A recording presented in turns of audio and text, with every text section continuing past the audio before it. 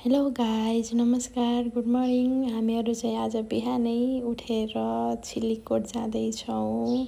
दिउँसोमा गर्मी हुने भएकाले तुलसीपुरदेखि हामी सिधै दुधराछे पुग्यौँ। दुधराछेदेखि बायाँ मोडेर माथितिर हामीहरू लाग्यौँ।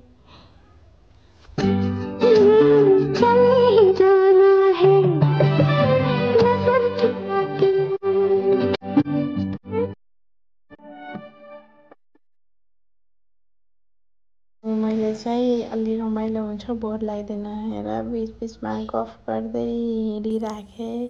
त्यसपछि कच्ची बाटो आयो। हामी चाहिँ यस्तो बाटो हिँडिरहेछौँ सिलीको जानलाई। पुरै उकालो छ कच्ची बाटो आएदेखि त। अनि कच्ची बाटो लागिसकेपछि त पुरै उकालो उकालो उकालो थियो। हामी चाहिँ गयो बाटो पनि सागुरो सागुरो थियो। कच्ची बाटो हुँदै माथिसम्म पुग्यो। त्यसपछि छिलिकोटको मेन कालिका मालिका मन्दिर जाने गेट आयो। त्यसपछि हामी त फुरुङ्ग भयौँ। त्यसपछि मालिका कालिका मन्दिरतिर पुगिसकेपछि हामी बाइकबाट झरेर अलिअलि सेल्फी लियौँ। अनि कालिका मन्दिर पुगिसकेपछि मैले चाहिँ बाहिर देखिने इन्भाइरोमेन्टको भिडियो गराएको। अनि बर्खामा जस्तो चाहिँ थिएन, छ्याङ्गको अलिअलि दोयालो लागेको थियो।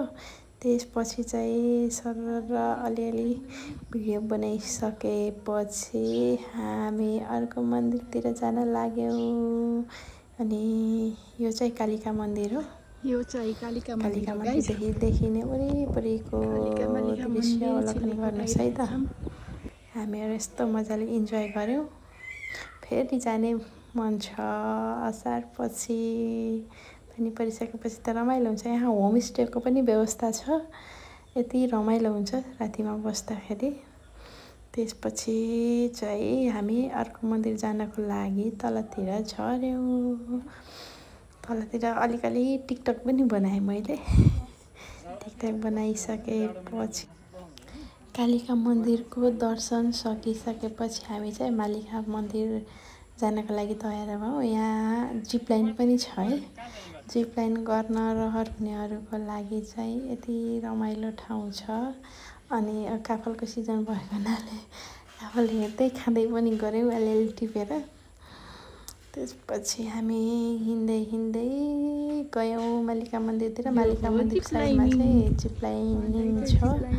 यहाँ एकजना दाजुले चाहिँ जिप लाइनिङ गर्दै हुनुहुन्थ्यो।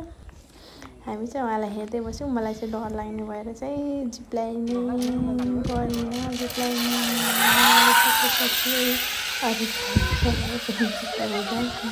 अनि त्यहाँ पनि केही भिडियो यसो टच दिएँ। भिडियो खिचिसकेपछि हामीहरू एकछिन त्यहीँ बस्यौँ। मेरो भिडियो हुँदैछ, मैले भिडियो खिच्दैछु। अलिअलि यो चाहिँ सेल्फी हो। अनि त्यही नजिकै एउटा चाहिँ भ्यू टावर छ। भ्यू टावरदेखि चाहिँ कालिका मन्दिर अनि त्यसपछि त्यो साइडबाट रोल्पा पनि देखिन्छ। अनि यही हो भ्यू टावर चाहिँ। त्यहाँ टक्कै हिँडेको भिडियो गराएँ मैले। अनि त्यहाँबाट देखिने कालिका मन्दिरको पनि भिडियो खिचेँ। त्यसपछि हाम्रो छिलिकोटको यात्रा सकियो। By by guys.